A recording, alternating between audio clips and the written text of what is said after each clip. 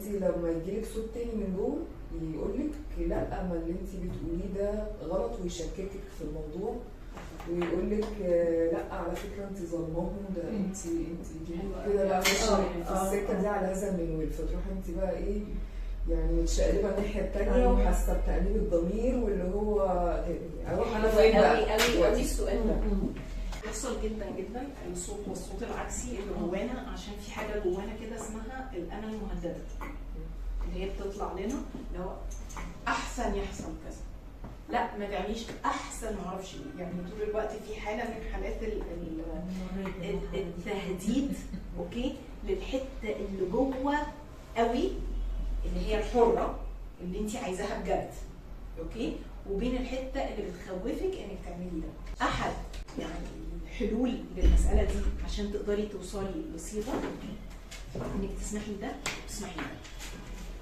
تكتبي كل ده انت ليه عايزه الصوت اللي بيقول لك انت لازم تعملي كذا وتعملي كذا وتعملي كذا، اللي انت عايزاه من جوه قوي قوي قوي، هو ده اللي انا عايزاه بالظبط.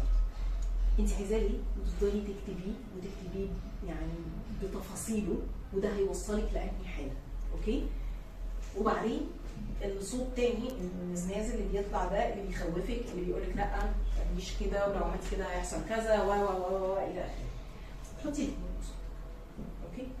لما بتشوفي الحاجات اللي هي فيها الصوت اللي بيخوفك ده او اللي بيمنعك او اللي بيعطلك عن الحاجه الحقيقيه اللي انت عايزاها اوكي، لازم احنا في برضو من الحاجات اللي محتاجين نتمرن عليها ان احنا بنسمع الكلمه لا لا لا ما تعمليش كده، ما تعمليش كده عشان ده يوقعك في مشاكل، لا لا خلاص يبقى بلاش. ايه المشاكل؟ لازم نبدا نعمل تعميق للاسئله مع نفسنا، يعني ندخل نفسنا في اسئله. احنا في حاجات بناخدها كده من فوق الوش، ما بنعملش الحوار الحقيقي مع نفسنا اللي هو ايه المشاكل اللي حصلت، ايه اسوأ سيناريو للمشكله اللي ممكن تحصل، لو ده حصل انا عندي من القدرات ايه اللي يخليني، او من الحكمه او من الحلول اللي تخليني اتعامل مع المشكله دي. هو انا انت بتقول لي كده يا صوتي اللي انت بتزعجني ده وبتعطلني، بتقول لي كده عشان انت خايف اوكي، لانه اوقات اغلب الحاجات اللي معطله، الخوف معطل كشعور، هو الخوف معطل اوكي.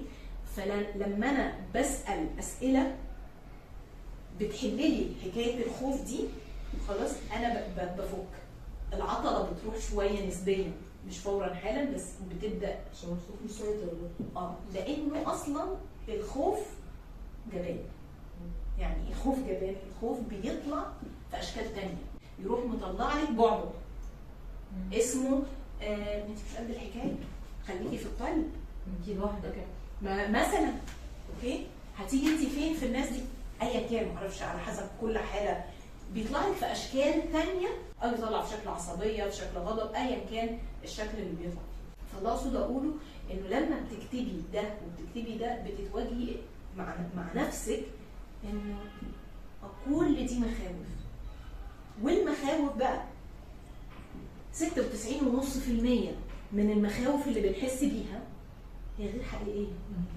ولا تحدث اصلا. بعد شهر مثلا حد عمل حادثه فانا خايف يسوق تاني، احسن يعمل حادثه تاني. مين اللي قال ده؟ اللي كنا بنتكلم عليه، الخيال، سيناريو احنا اللي عاملينه.